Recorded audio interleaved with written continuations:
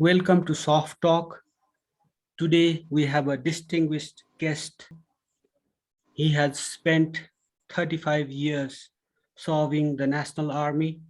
He has received trainings from the United States National War College, China, Pakistan, Bangladesh.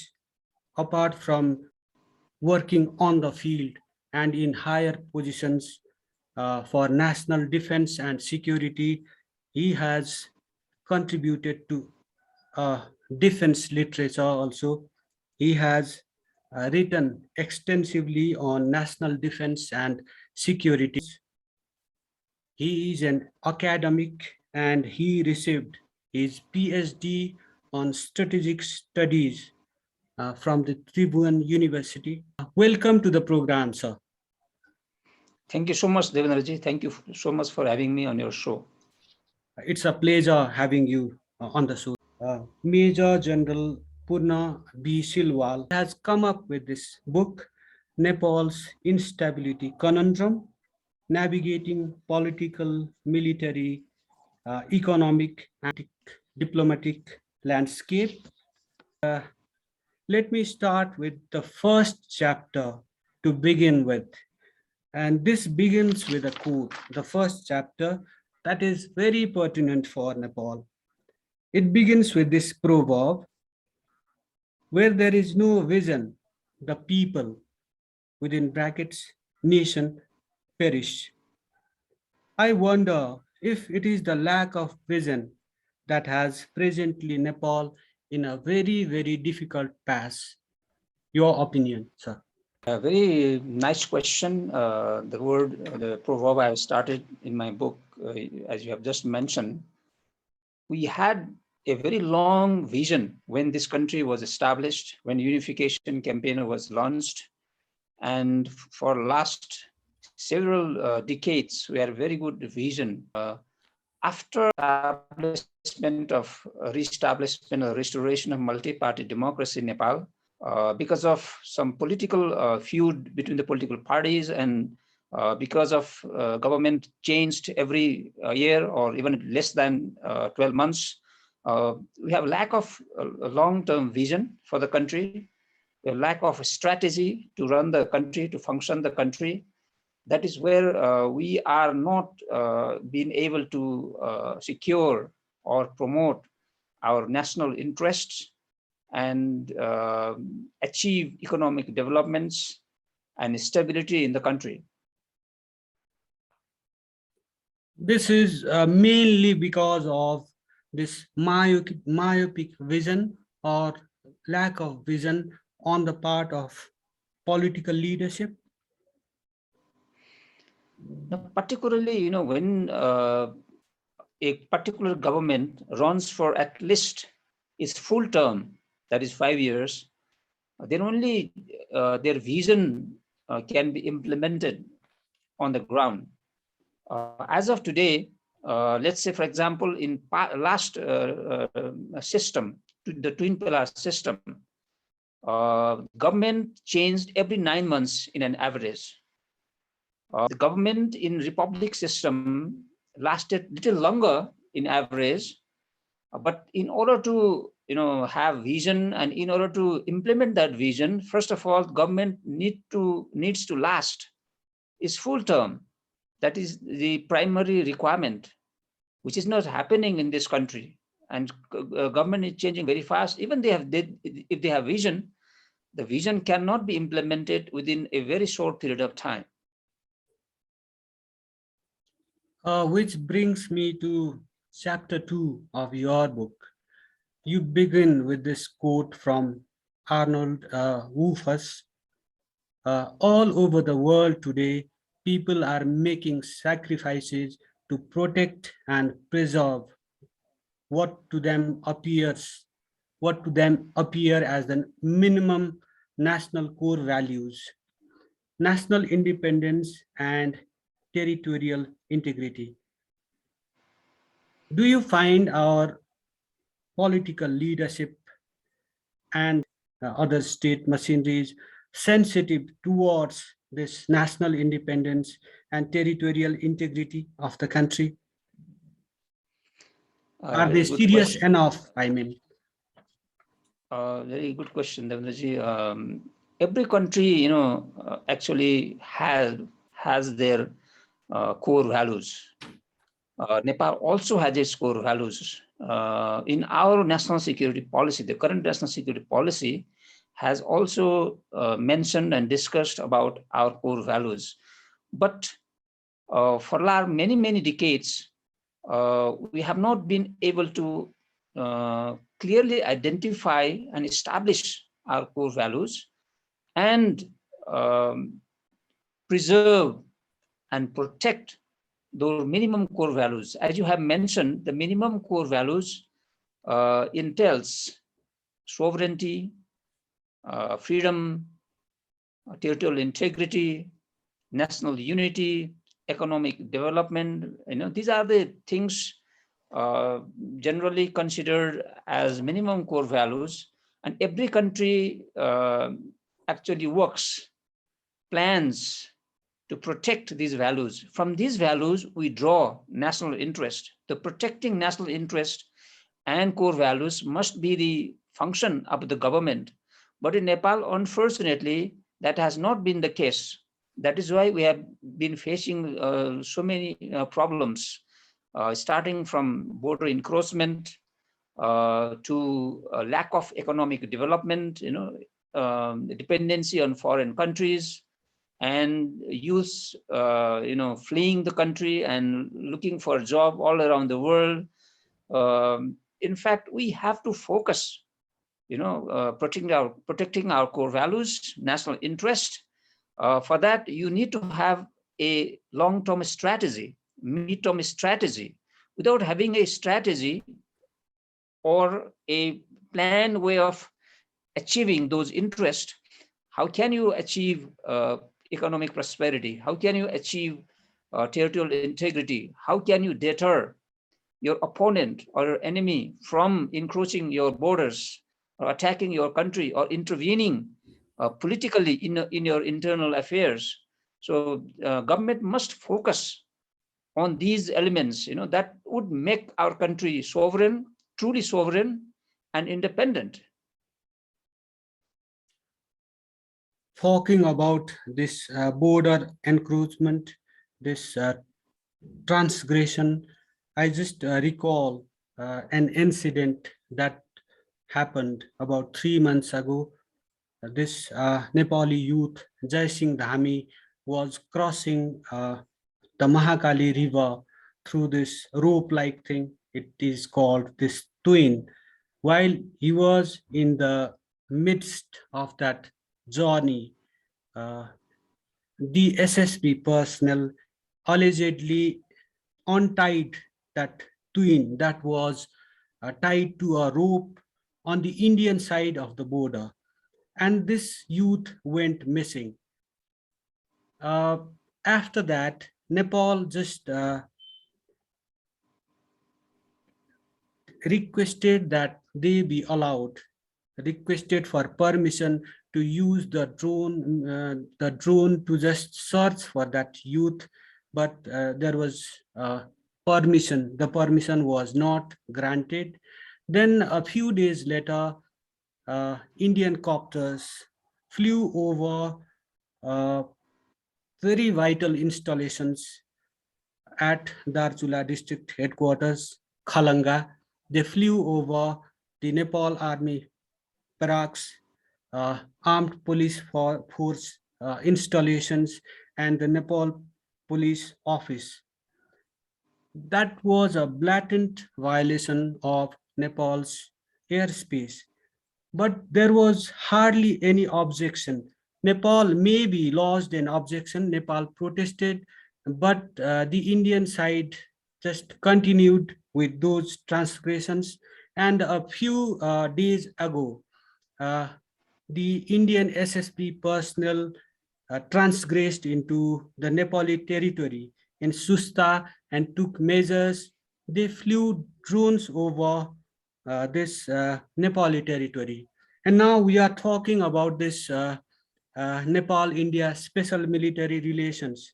Our youths serve in some of the most hostile flashpoints of India along the border, treacherous border.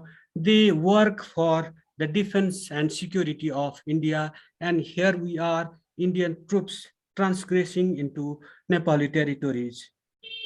Does this and amid this, while this all this was happening, while this Susta transgression was happening, our chief of army staff was in India to receive this honorary title of the General of the Indian Army.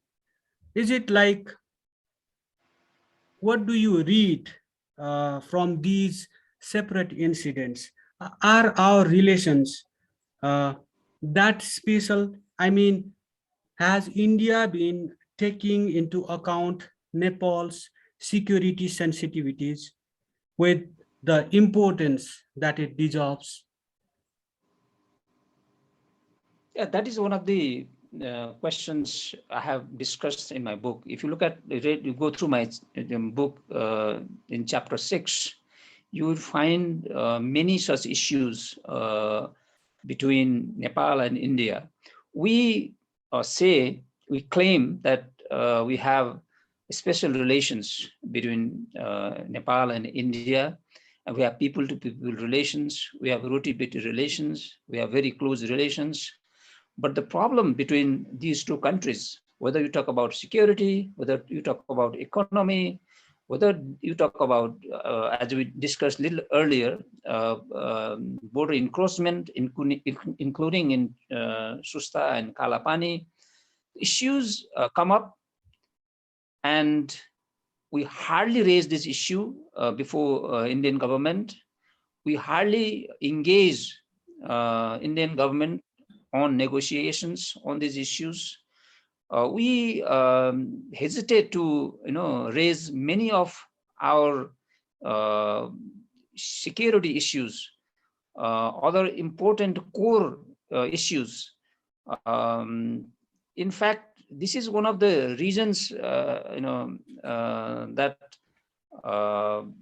the political instability which we have been facing, confronting for the last several decades, is one of the obstacles to, discuss our serious bilateral issues. I have been, saying this in other interviews also, that India does not really give importance to the issues raised by Nepal. If issues or agenda is raised by India, we also take very seriously. We try to address their security issues. We try to address their all other issues.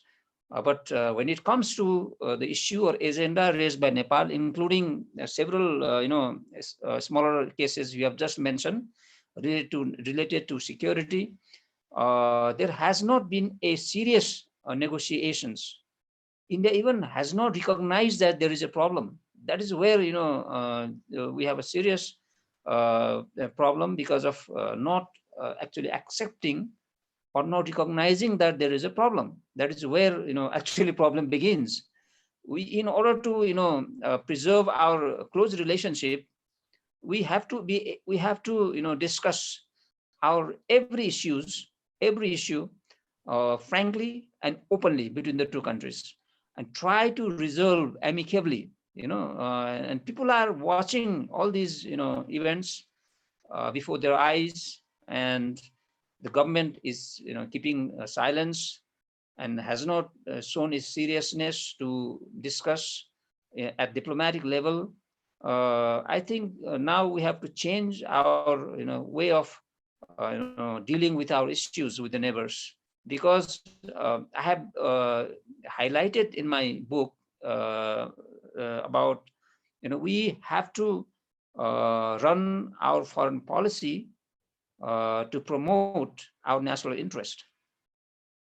We have to show our concerns. We have to present our concerns or interest with the neighbors. We, as a sovereign country, we claim that we are equal as a member in the international community, but we have not been able to raise our concerns, issues. We only express the weariness, about others' concerns mostly. That we have to change at the diplomatic level. We take Indian security concerns with due seriousness, whereas India doesn't take our core concerns, even our core security concerns, that seriously. It has a very good presence of security agencies, troops presence along the border that is open on our side. It can just, if it wants, stop the entry of third country nationals to Nepal through that border. But in recent days, Rohingyas have been entering into Nepal. There are reports about that. And people from Afghanistan are also entering into Nepal and just increasing our security vulnerabilities also in course. So, shouldn't our government grow some spine and talk with India about these very sensitive matters? Isn't it time that our government did that? Exactly. One of the very pertinent issue is how to regulate our border. Most of the problems between India and Nepal has actually started from our open border regime. When your border is open, when your border is not regulated properly, then what happens is, as you mentioned, there were about 100,000 Bhutanese who came to Nepal via India. They did not live in India. They came to Nepal because our border is open. Rohingya refugees came to Nepal, even knowing, to the government of Nepal. Now we have, as you mentioned, Afghan refugees. So the problem lies with the open border system. We are a small country. India is very large and very conscious from the security standpoint also. So open border has created not only refugee problem, there are so many other trans-border, uh, transnational security problems, trans-border security problems. When you have insurgency, they go across the country and take safe haven. They come with weapons, they import weapons, they launch, various armed activities, making other side of the border as a safe haven. So these are the human trafficking, drug trafficking. Many of these issues are affecting both the countries, not only Nepal. That's why, as a country, if you want to live as a country, you have to have a regulated border, because none of our treaty, I want to emphasize here, Mm. is none of our treaty or agreement with India have mentioned that we have a open border. Open border is, just there. It's not defined uh, by any of our treaties or agreements. So there should not be any problem for the government to regulate border. When we had, for example, COVID-19 cases, we tried to regulate the border. Now, after Afghan refugee, popped up in Kathmandu, I read in some of the newspapers that Home Ministry issued order to check identity card of all Indian nationals coming into Nepal, entering into Nepal. So this has to be a permanent, way of, functioning or running or regulating the border. Every people coming in and going out must be checked which country their nationality belongs. So this is the minimum function, government must carry out. Our extended neighborhood always in turmoil, and there is this because of these internal turmoils. There are like humanitarian crisis develop, displacement of peoples occurs, and we have this open border with India. Even if we wanted to help all these people, we are in no position to just help them, because our own youths have been like going abroad in search of jobs, doing dirty, difficult, and dangerous jobs even. So there is this difficult situation. How do we just it all boils down to national defense and security at the end of the day. So how do we defend our nation? How do we defend our core interests? That is the question I have. First of all, the fundamental thing for creating a good environment for economic development and national security is to have stability first. When Malaysian Prime Minister Mahathir Mohamad visited Nepal after country became the republic, he said that an unstable country can never develop. You know, Mhm. I just instability recall that portion from is your book also. Yes, sir. instability is our root causes, is the root cause of our whole problem. So first, we have to, political parties should be responsible, that to the extent that they allow elected government to run for 5 years at least. That is the fundamental. Then when you have stability, political stability, and if you have good policies and strategies on economic and foreign policy, then country starts gearing up for creating jobs and prosperity, industrializations, industries on agricultural productions, everything will go up. If you look at Bangladesh, the current prime minister of Bangladesh is, I think, running her country for 9th year down the road. Now Bangladesh's per capita GDP has surpassed India's GDP. Mhm. It is because of one particular government is there for 9 consecutive years. That is the basic requirement for a country to develop, to solve all other problems, chronic problems of the country. And that is the core issue now.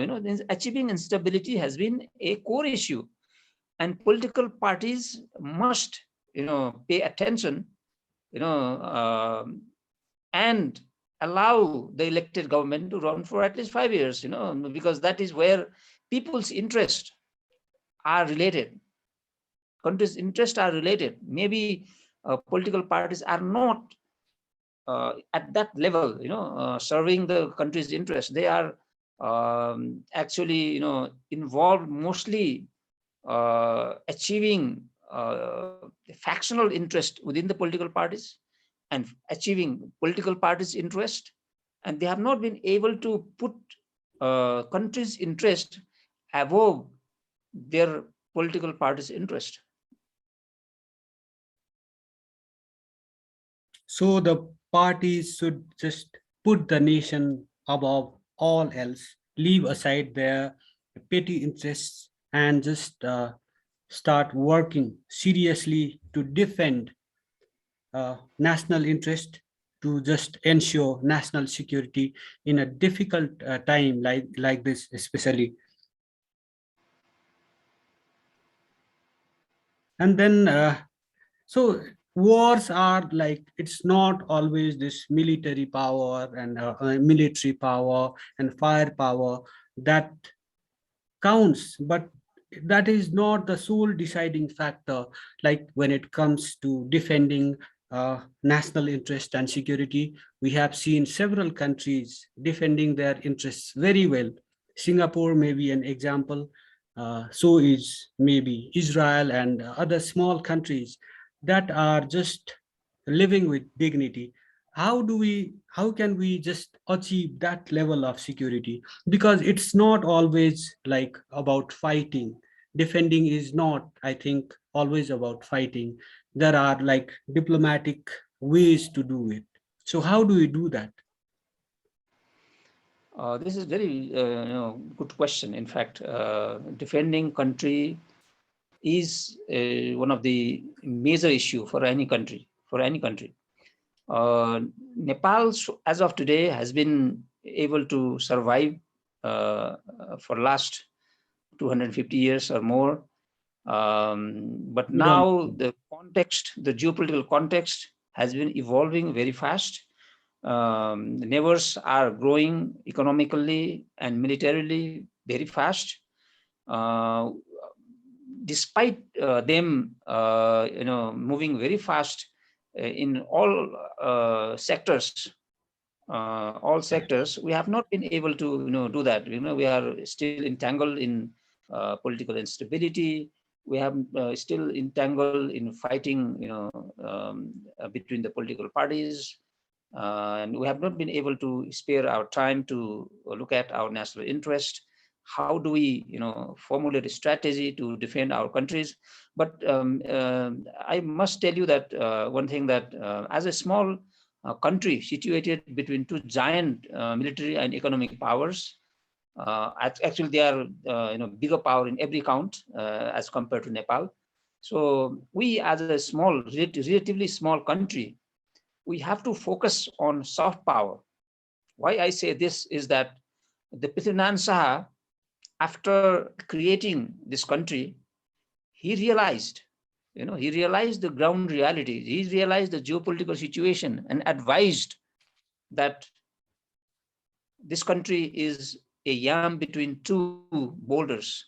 What does yam mean? Why did not he say that Nepal is a small boulder situated between two big boulders? He could have very well said that, but why he said yam? Yam is a soft uh, ground fruit. Okay, its Mhm. shape and size is determined by the shape and size of the two boulders. If you look at yam, it has different shapes and sizes based on what kind of boulders are located on its both sides, or all around.